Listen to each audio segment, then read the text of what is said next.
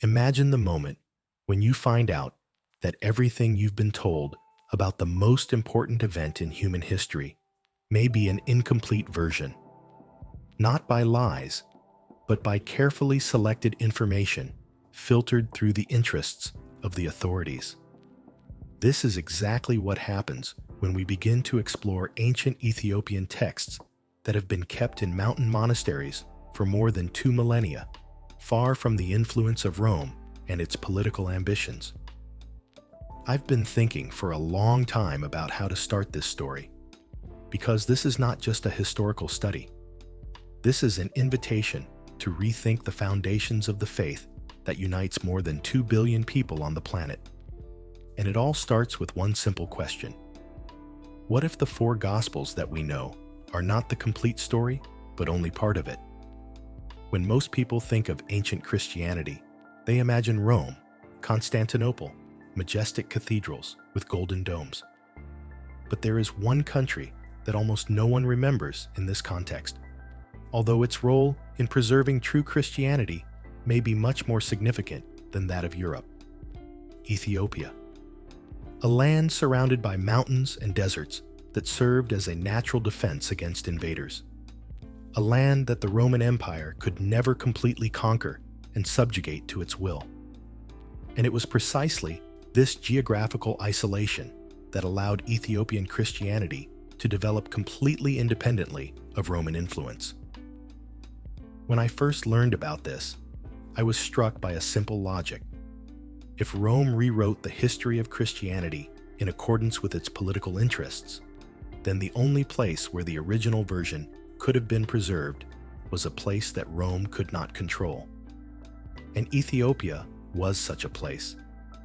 The Tawaha Orthodox Church of Ethiopia is considered one of the oldest Christian communities in the world. Its history has more than 17 centuries of continuous tradition. Generation after generation, monks rewrote sacred texts, passed on teachings, and preserved knowledge that had been lost to the rest of the world. The difference in sacred texts. That's where the really interesting part begins. Most Western Christians are familiar with either 66 books of the Protestant Bible or 73 books of the Catholic Bible. But the Ethiopian Bible contains 81 books. It's not just a small difference. This means that there is a whole set of texts that Western Christianity has rejected or forgotten. Western scholars have ignored these texts for a long time.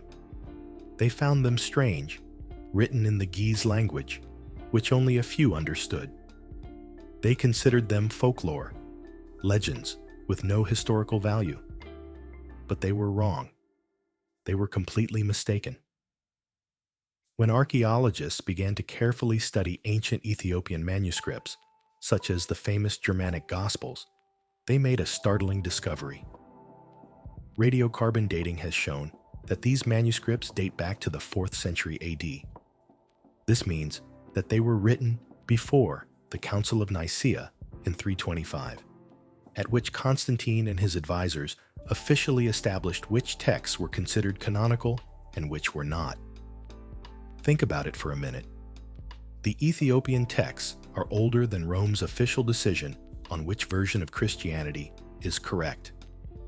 These are not new stories invented later. These are ancient testimonies that predate the political redistribution of religion. One of the most famous books of the Ethiopian canon is the Book of Enoch.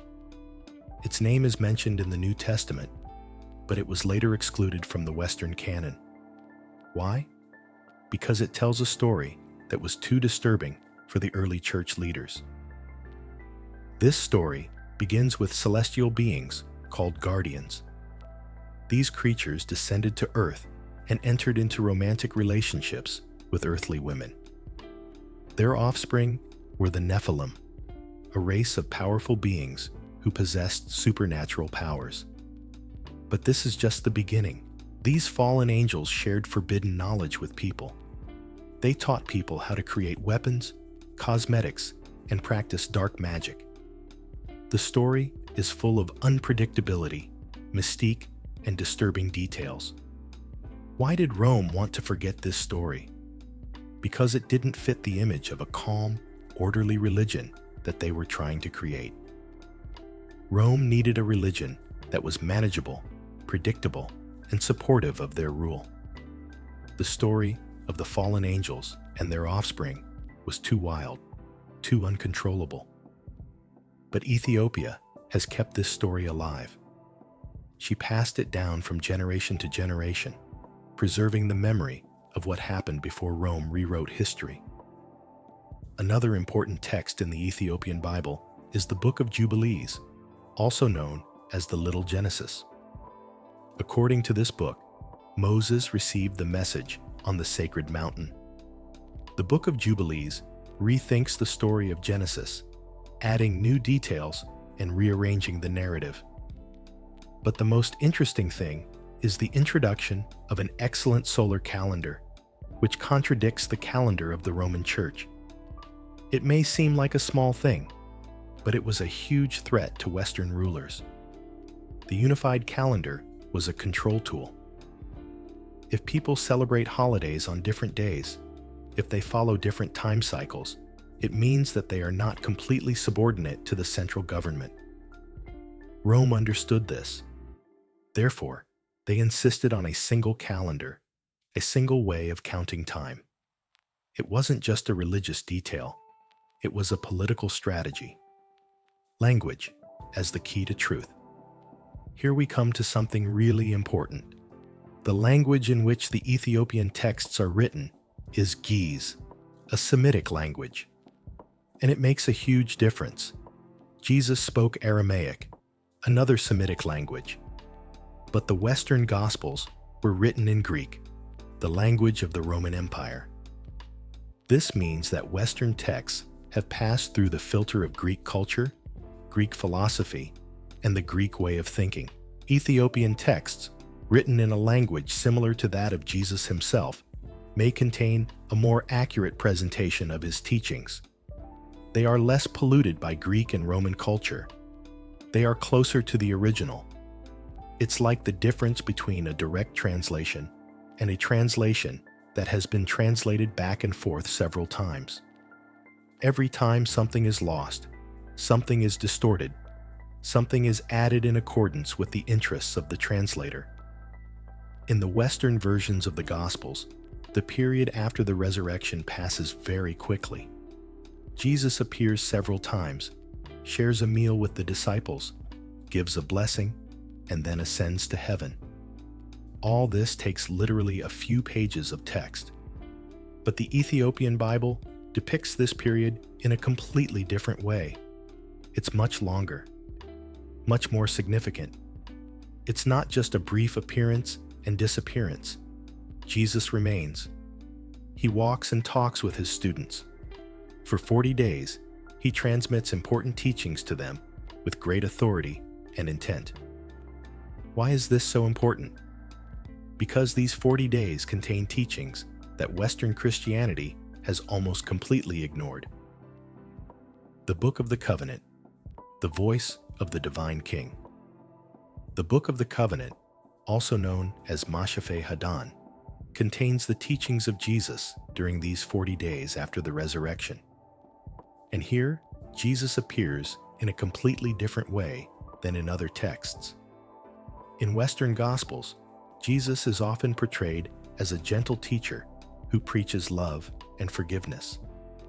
But in the Book of the Covenant, he appears as a divine king, delivering a serious message to his closest followers. His manner of speech is overbearing. His words are full of warnings and revelations about the soul, about darkness, about future corruption in the church. The students were ordered to keep these teachings at all costs. And for centuries, they were hidden in the stone monasteries of a land that resisted imperial rule. It wasn't just an ordinary goodbye. It was a profound lesson spanning 40 days, revealing universal truths that could have a profound impact on humanity. The first law, the weapon of compassion.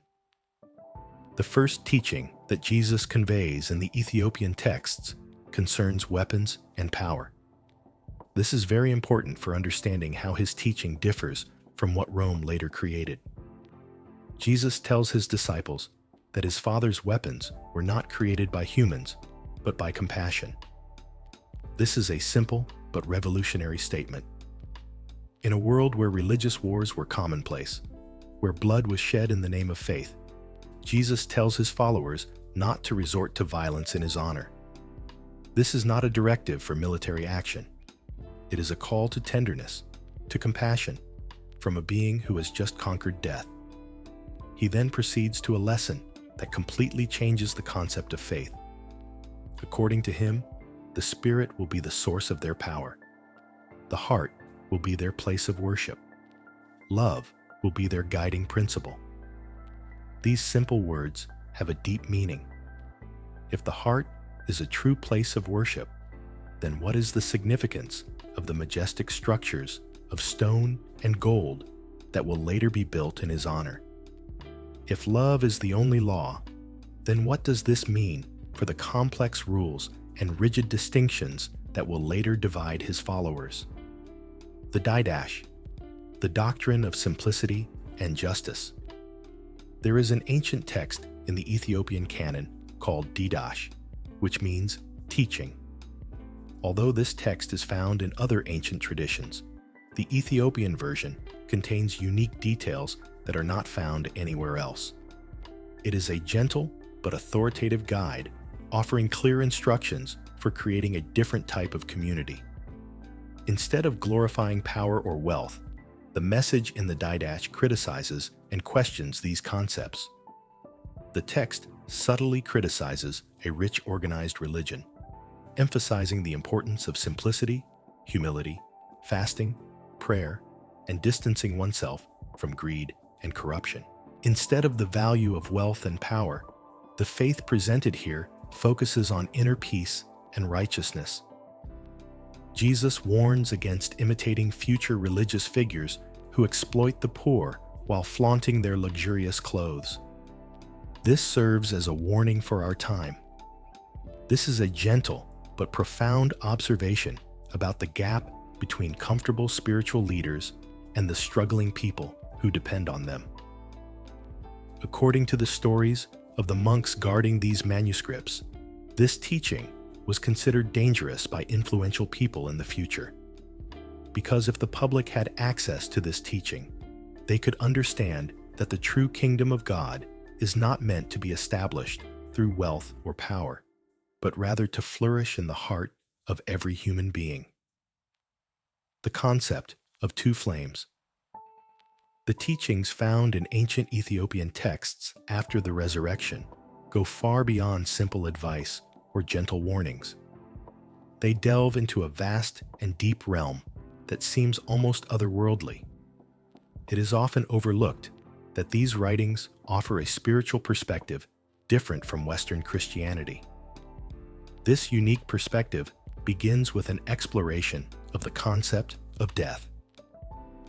According to ancient scrolls, the resurrected Christ clarifies to his followers that his death was not what they thought.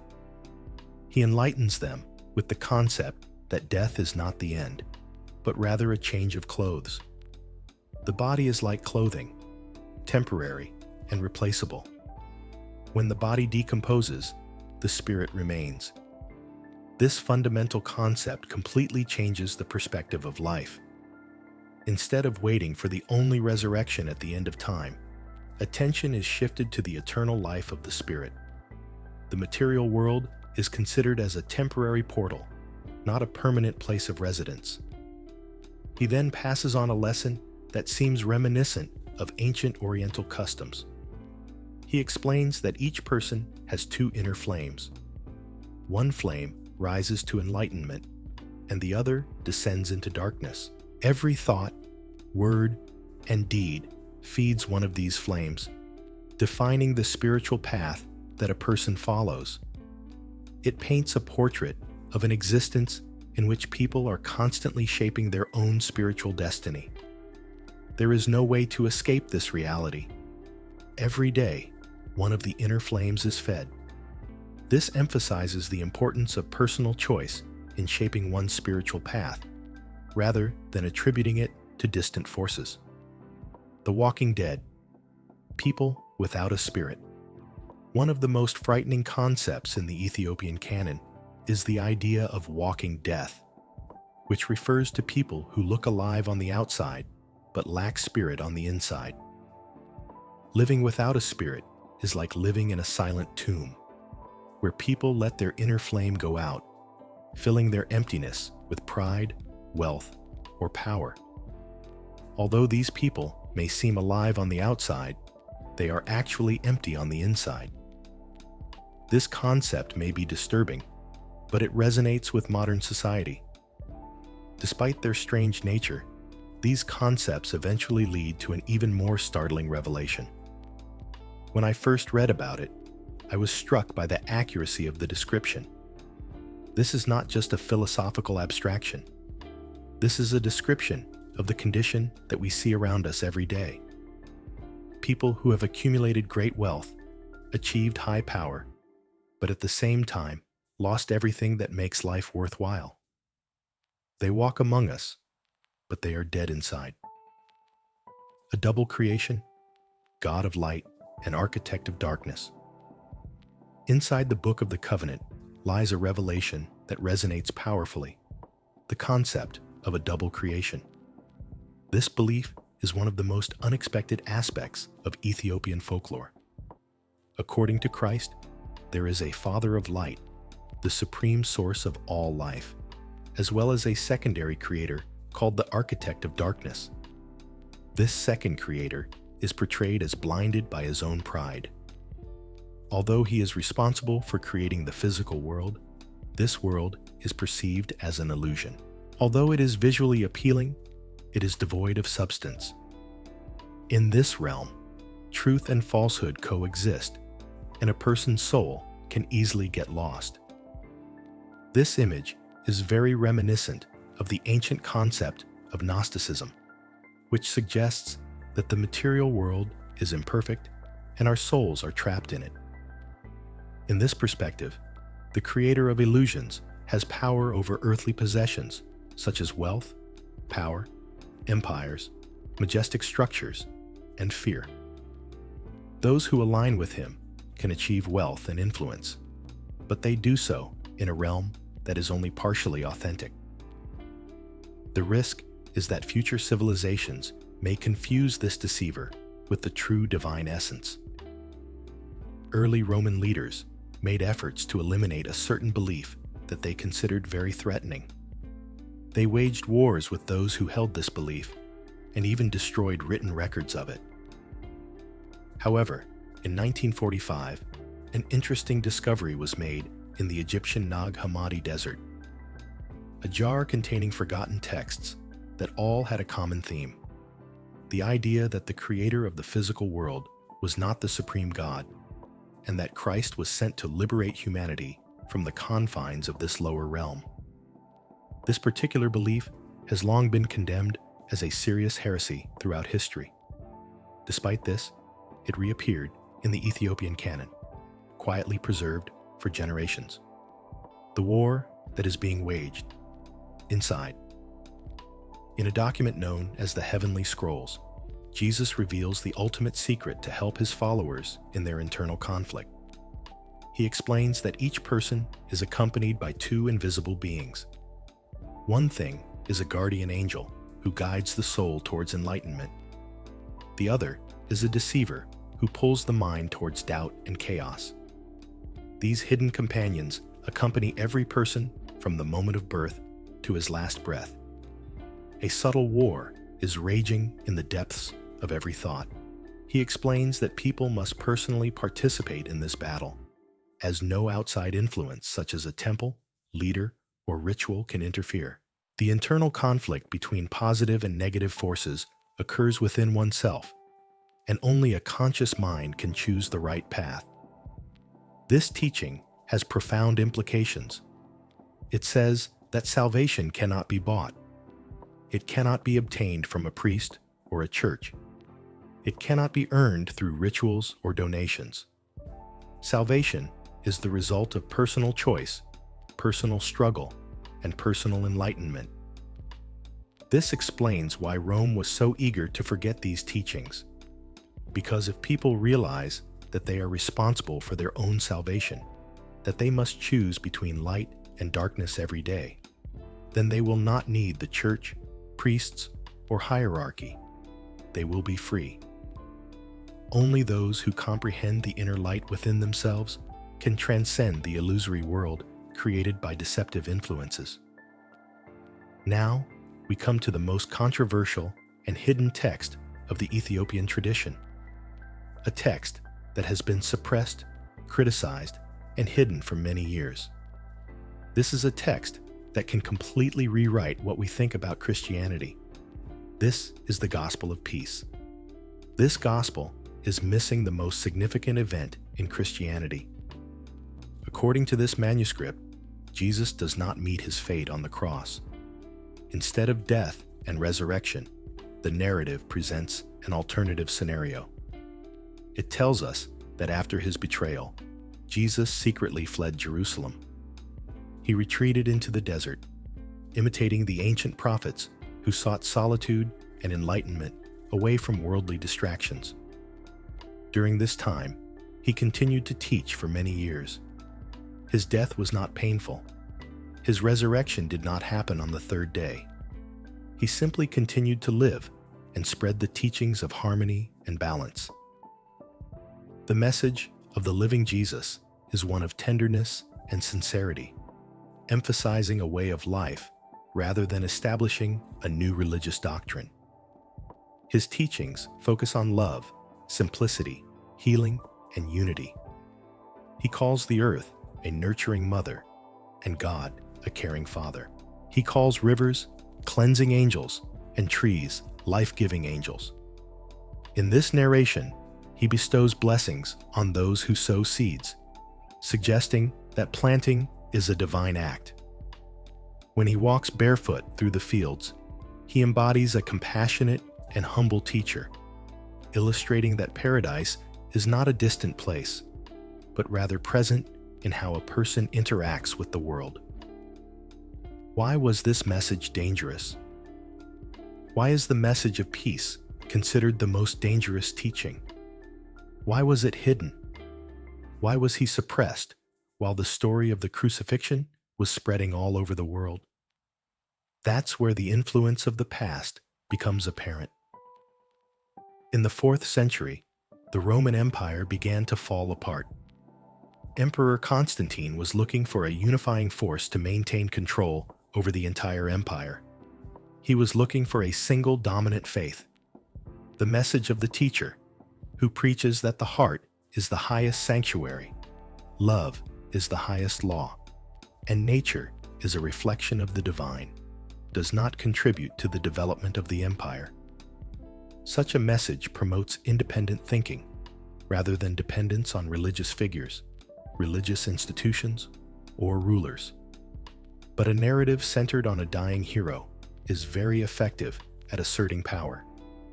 It assumes that redemption depends on faith in a single act of sacrifice. This type of narrative requires an organization to oversee it. It requires a religious institution to guide people, dictate their actions, and instruct them on how to achieve salvation. It requires organization, rules, and people in positions of power. Therefore, the story of the crucified Jesus was chosen. He met the requirements of the dominant force. Gradually, the living Jesus turned into a dying figure. If he wasn't crucified, what happened to him? That's where the speculation begins. Substitution theory. According to some ancient texts from different cultures, it is believed that another person replaced him. There is a theory suggesting that Simon of Cyrene, who helped carry the cross, was switched with Jesus at the last moment. When the crowd was in disarray, Simon found himself crucified, while Jesus was secretly fleeing. People speculate about where the man might have been if he had managed to escape. There are various accounts suggesting that he may have traveled to the east, specifically to countries such as India and Tibet to seek knowledge from various spiritual leaders before returning to pass on his teachings. Alternatively, some people are considering a more straightforward scenario. If a descendant of David needed security, where would he look for it? Would he seek refuge in Rome, his persecutor turned enemy? Or would he seek refuge in a land full of ancestral legends, a land capable of resisting the might of the Romans? This brings us back to the topic of Ethiopia. There are those who assume that he traveled there. According to them, his most authentic teachings were preserved in this country, far from the empire that created a distorted image of him. While Rome was building a religion around his crucifixion, Ethiopia was focusing on his existence. The monks affectionately call him Yeshua, the one who heals. They claim that his goal was not to sacrifice himself for humanity, but to awaken it.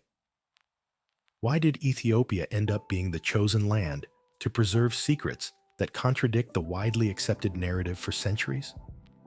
It wasn't just a coincidence. The significance of Ethiopia goes beyond mere chance or luck. The people of Ethiopia consider their land not just as sacred, but as the most sacred of all lands. Their spiritual roots go back more than a millennium before the birth of Jesus, right up to the time of King Solomon, which makes their connection with the divine much deeper than just through the apostles.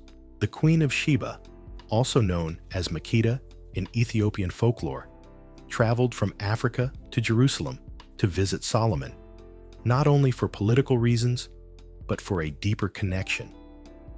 Their meeting led to the birth of Menelik I, who later founded the Ethiopian Solomonid dynasty. When Menelik reached adulthood, he traveled to meet his father, which led to a truly unusual turn of events in history.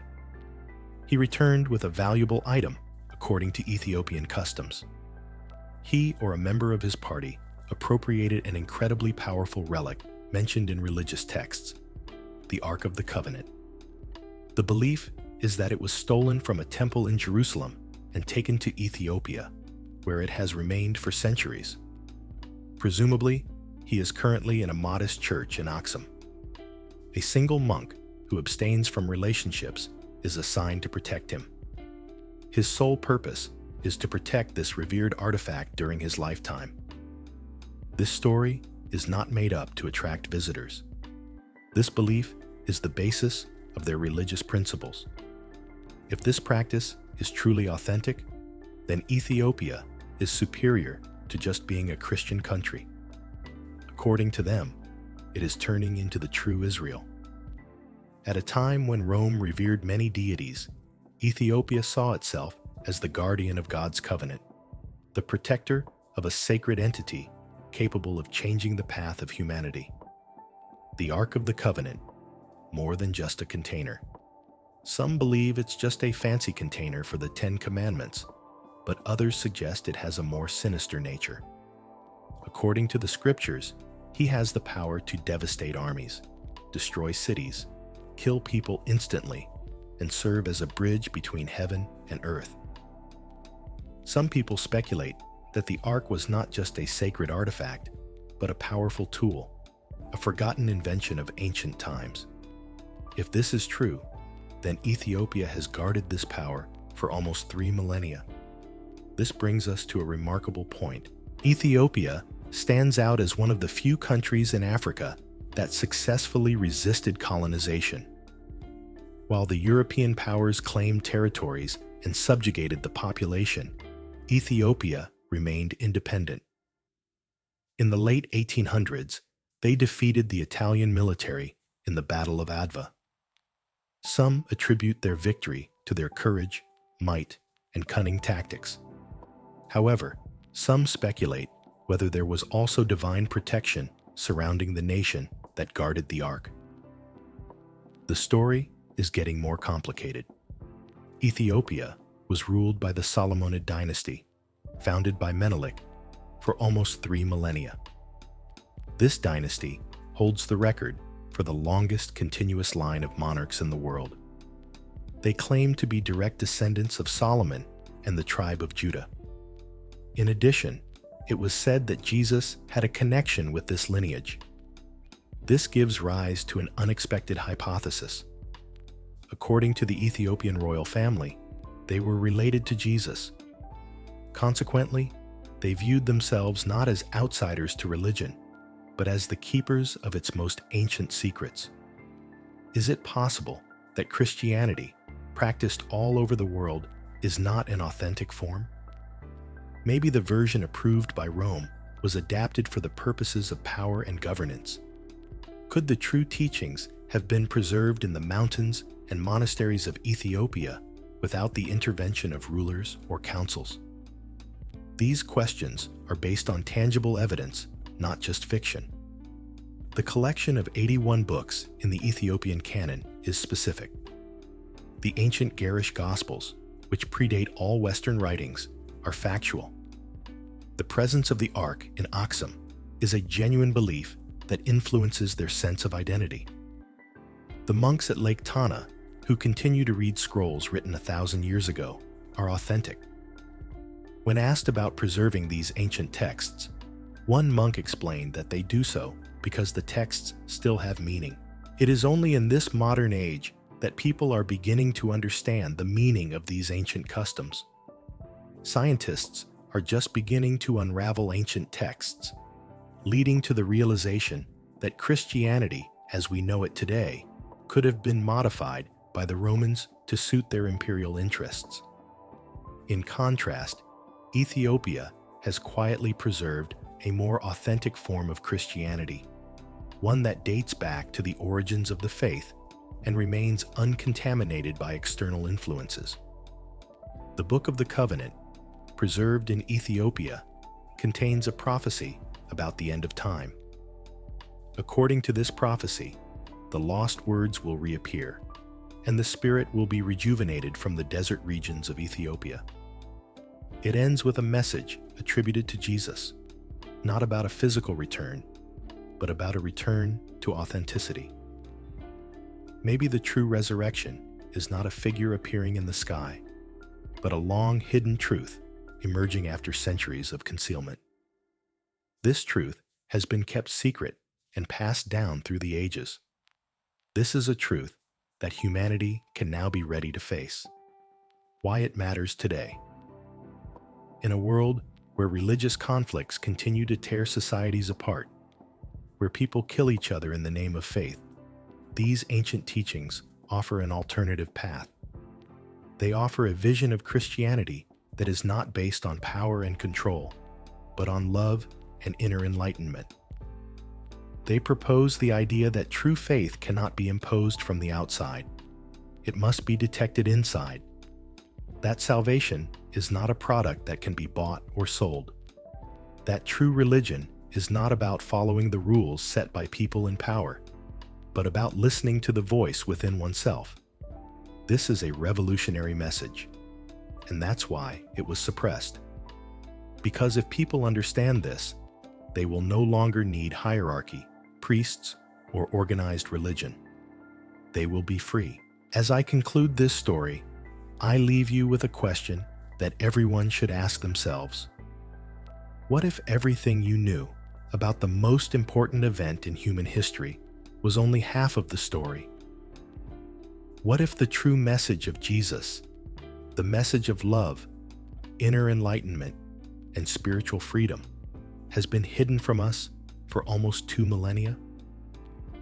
What if the answers we seek are not in majestic cathedrals and complex doctrines, but in simplicity of heart, in the silence of meditation, in connection with nature and with each other? Ethiopia has kept these secrets for centuries. The monks in the mountain monasteries copied these texts, transmitted these teachings, and preserved this truth even when the rest of the world forgot. And now, at this moment in history, when humanity is in desperate need of an alternative vision, these ancient words are becoming relevant again. The truth is still waiting. The question is, are you ready to hear it? What do you think about the Ethiopian Bible? Share your thoughts in the comments. If you enjoyed this research, please share it subscribe to the channel, and watch other videos about hidden truths of history and spirituality.